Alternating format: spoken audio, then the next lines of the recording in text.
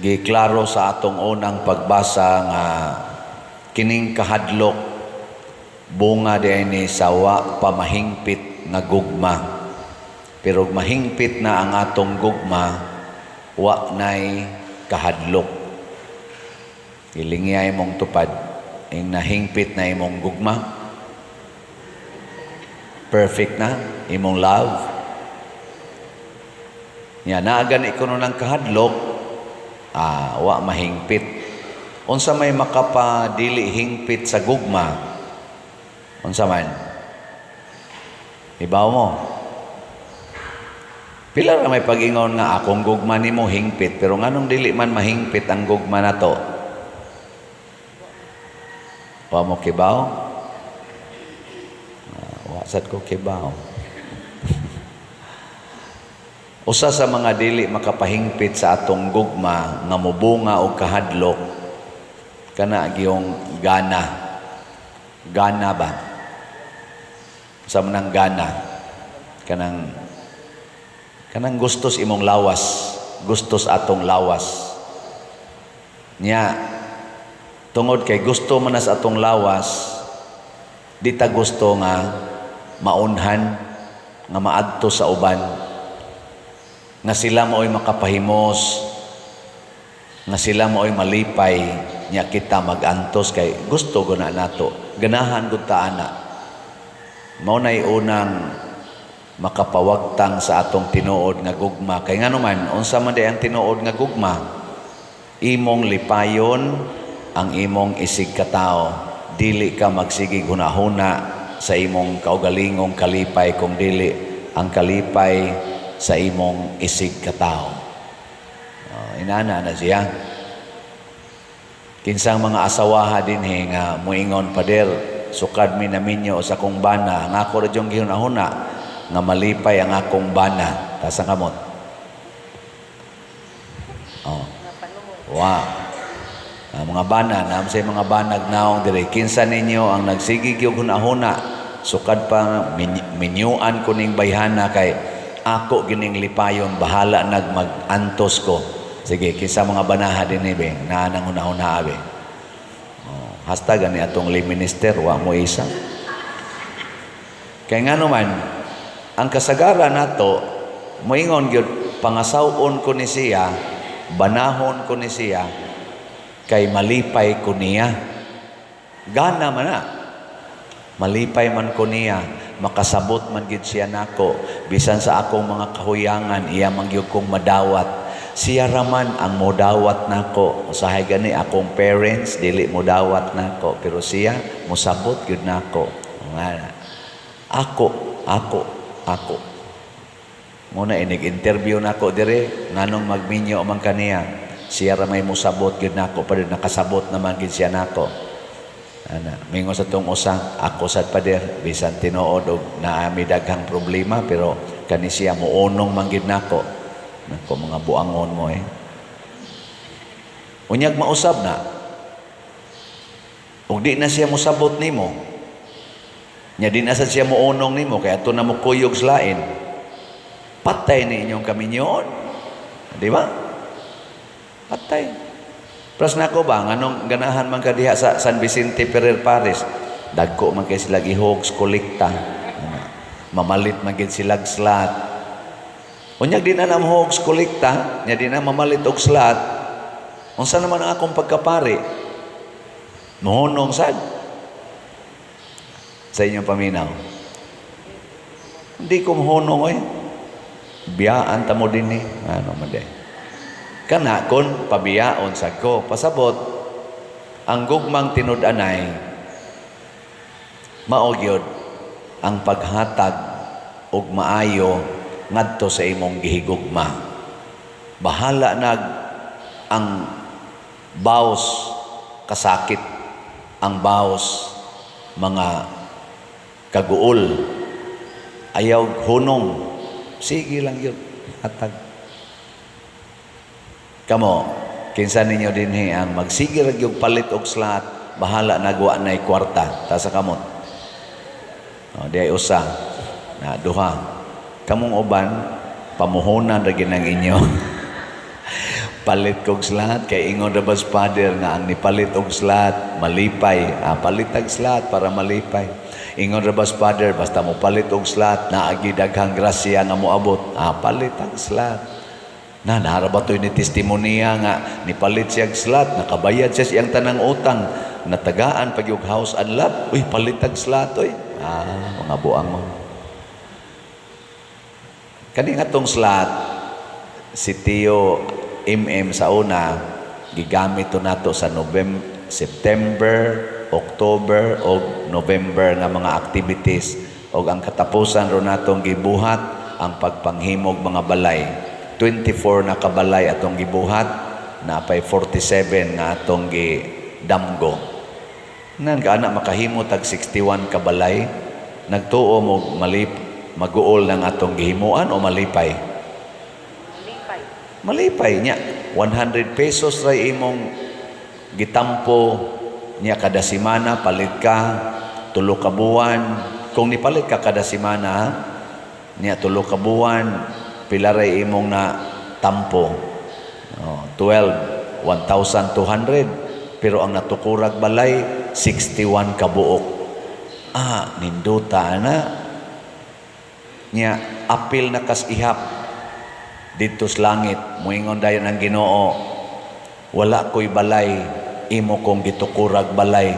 Wa man ko nagtukod og balay nyor. Yung kanipalit man ka sa sitio ni Father Siano. Ano? Adi mo mo to.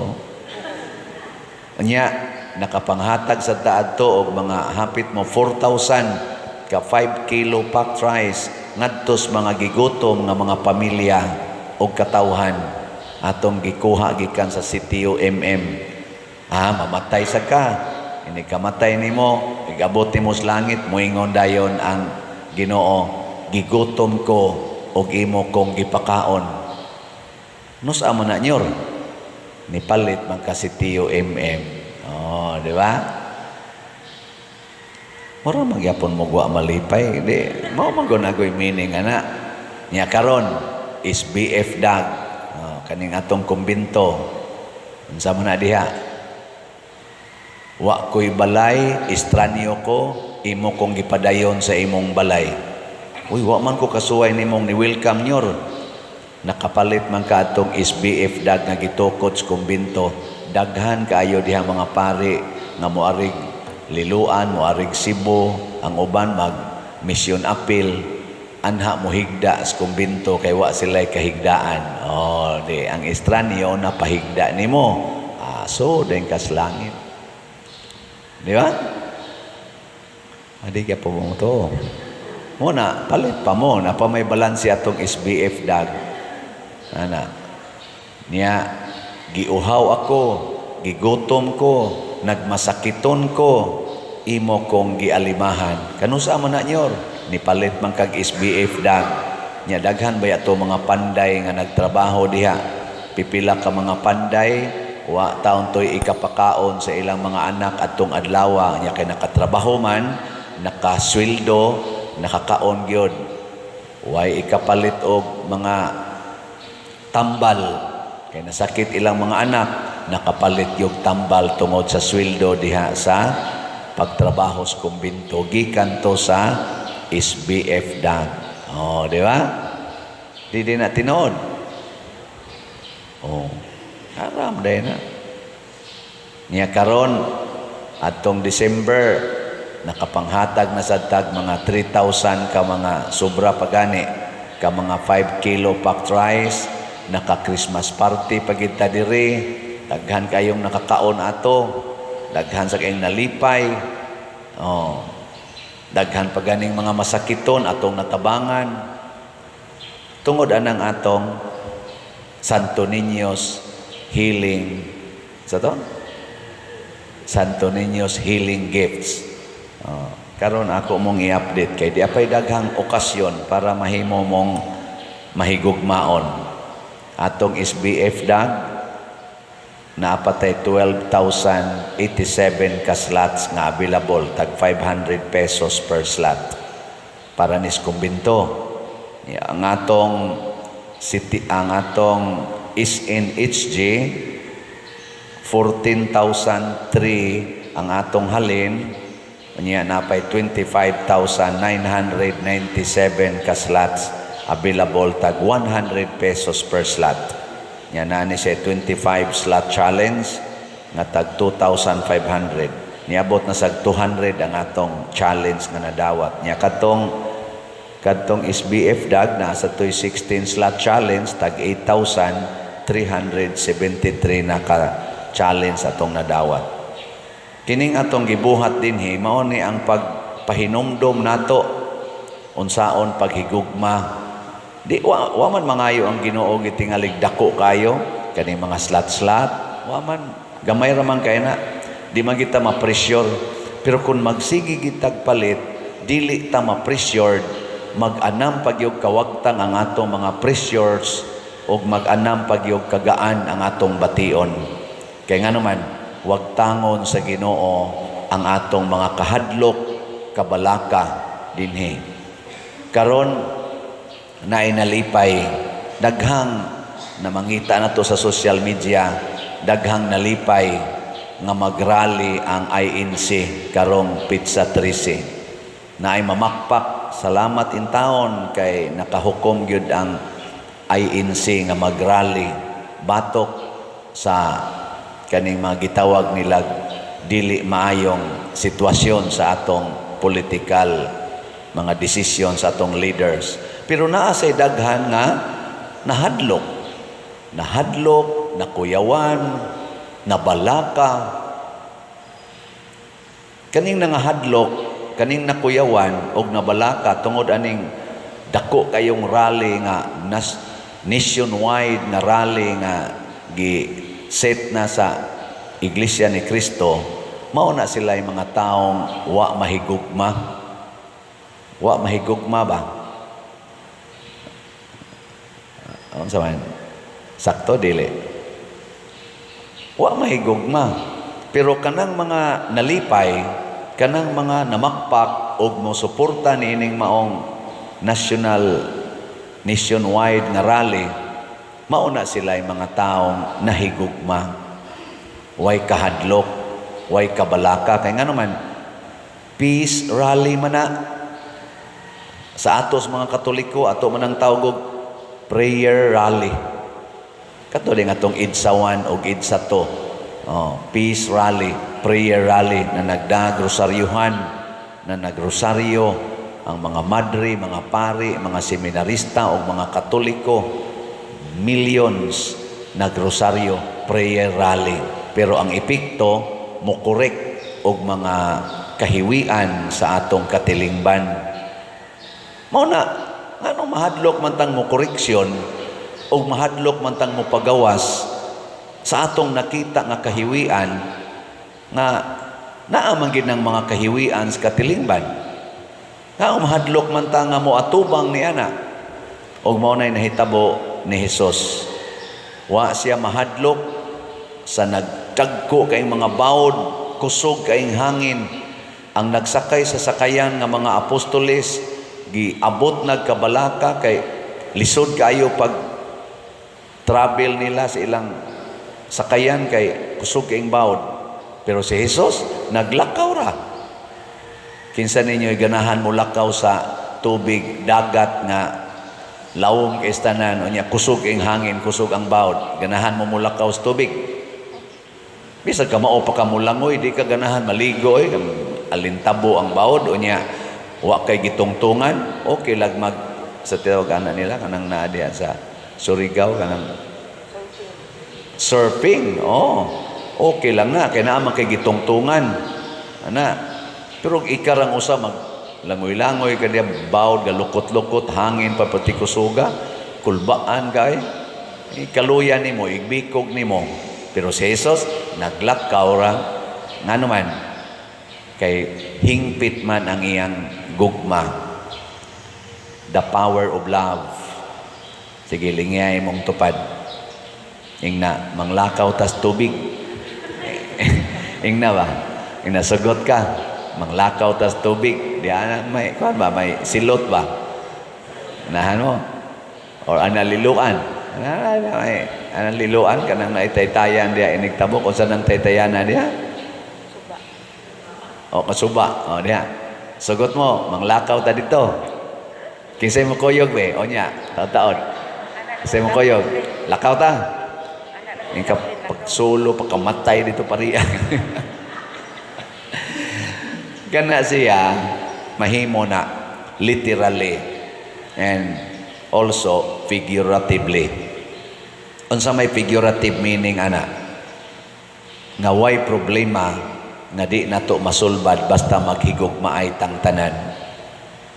I love you, you love me, you and me against the world. Di ba? Inana mo na. Kanang naghigugmaay wa ginay kahadlok. Magdungan ko na sila hikog usahay. Mangambak ko na sila sa pangpang. Di ginamhadlok. Ginunitay panas kamot. Sige lang. Di magita minyoon sa atong isig kaginikanan. Niya, I love you man. You love me. Di man ta gustong maadto sa laing mga kamot. Di, dungan tag-ambak aning pangpang. Sa sige.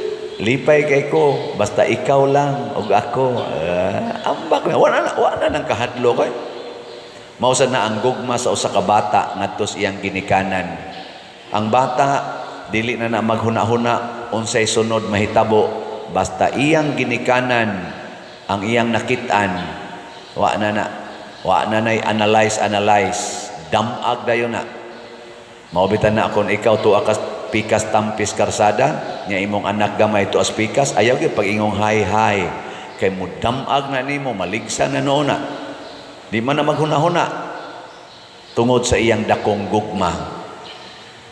Ngilas na lang lingi sa imong tupad ing naandam kang magpaligis tungod nako ing na kano na ikaw andam kang magpaligis para nako ingon ay usagod si buang ko o dili kabuang pagpakabuang. Natod pa ni Saint Therese of the Child Jesus, hinumdom lang ko sa pipila niya ka mga statements sa iyang paghigugmas Ginoo.